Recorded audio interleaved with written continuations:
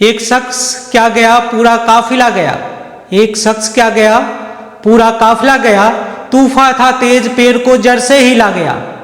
एक शख्स क्या गया, पूरा काफिला गया। तूफान था तेज, पेड़ को जड़ से हिला गया। जब सल्तनत का राजा ही चला गया, तो क्या मलाल, तख्त गया या किला गया। हर हर महादेव। स्वागत है बच्चों आप सभी का हमारे YouTube चैनल महादेव ट्यूटोरियल में। बच्चों हम लोग बात कर रहे हैं मेटल और नॉन मेटल का।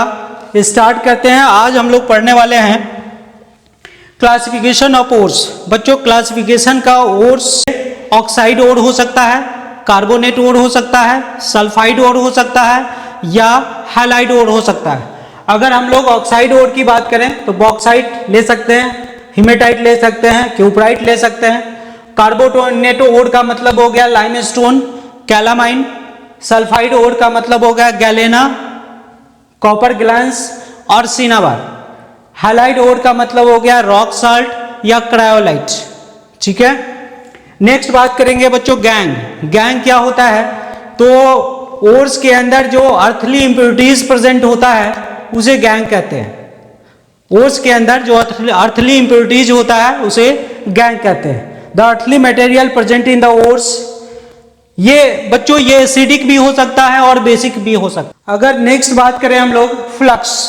बच्चों फ्लक्स क्या होता है, तो फ्लक्स जो है एक ऐसा मटेरियल है जो किसी ओर्स में प्रेजेंट इंप्योरिटीज के साथ कंबाइन करके ये फ्यूजिबल स्लैग बनाता है। स्लैग का मतलब हो गया एक ऐसा सब्सटेंस जो ओर्स के ऊपर फ्लोट कर रहा होता है, जिसको आसानी से हम लोग सेपरेट कर सकते हैं, है ना। फ्लक्स का मतलब है a substance which during smelting combines with the earthly impurities present in the ores to form a fusible slag.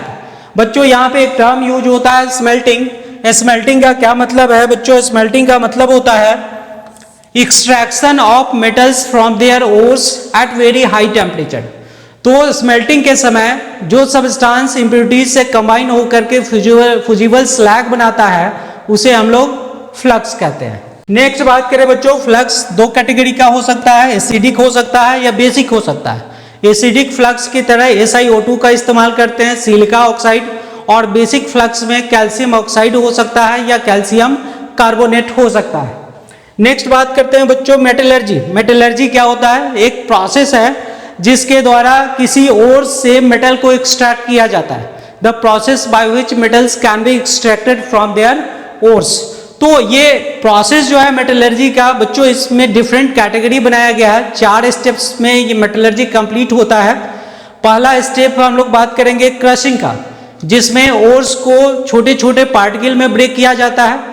दूसरा स्टेप होता है कंसंट्रेशन ऑफ ओर्स, मतलब उस ओर्स के अंदर, क्रस्ट ओर के अंदर जो इंप्योरिटीज प्रेजेंट होता है उसको रिमूव किया जाता है।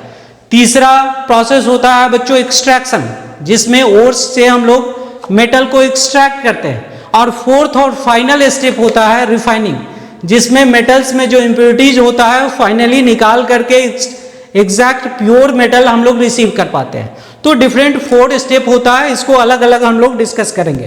पहली बात करें बच्चों क्रशिंग और पल्वराइजेशन।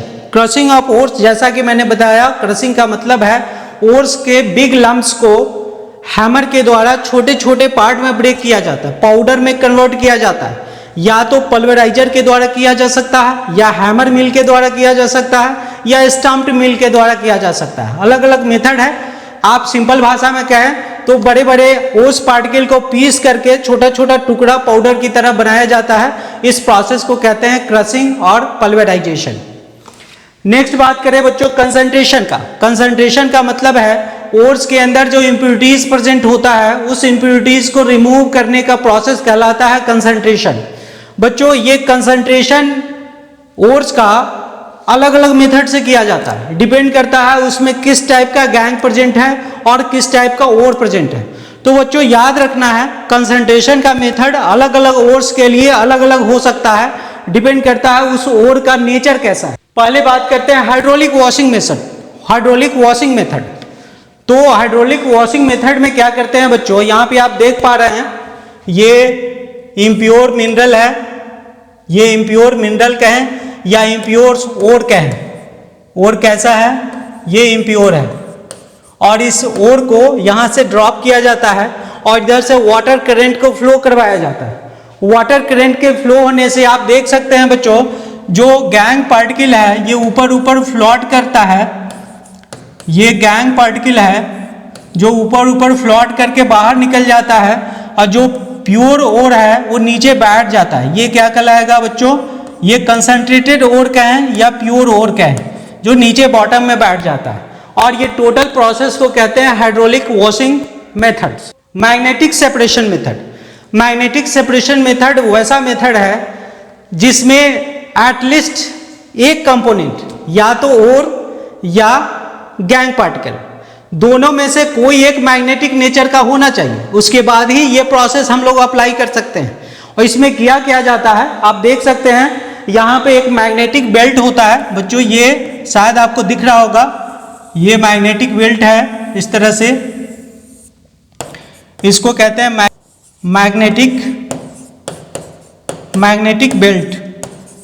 और इस मैग्नेटिक बेल्ट के ऊपर से ओर को ड्रॉप किया जाता है और मैग्नेटिक बेल्ट के माध्यम से ओर यहाँ आता है। यहाँ आने के बाद चूंकि ये मूव कर रहा है बेल्ट, तो जो मैग्नेटिक नेचर का होता है वो यहाँ आकर के इस कंटेनर में ड्रॉप हो जाएगा, इस कंटेनर में जमा होगा।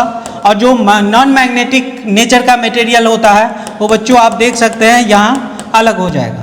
तो ये वाला जो कंटेनर होगा इसमें होगा मैग्नेटिक मटेरियल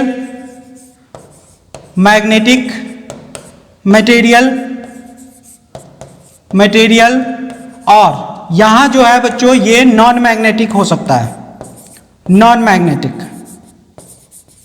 मैग्नेटिक। तो इस तरह से मैग्नेटिक और नॉन मैग्नेटिक मटेरियल को अलग अलग किया जा सकता है। बच्चों आज के लिए यहीं पे लेक्चर हम लोग समाप्त करते हैं। नेक्स्ट हम लोग पढ़ेंगे फोर्थ फ्लोटेशन पर। Thank you for watching.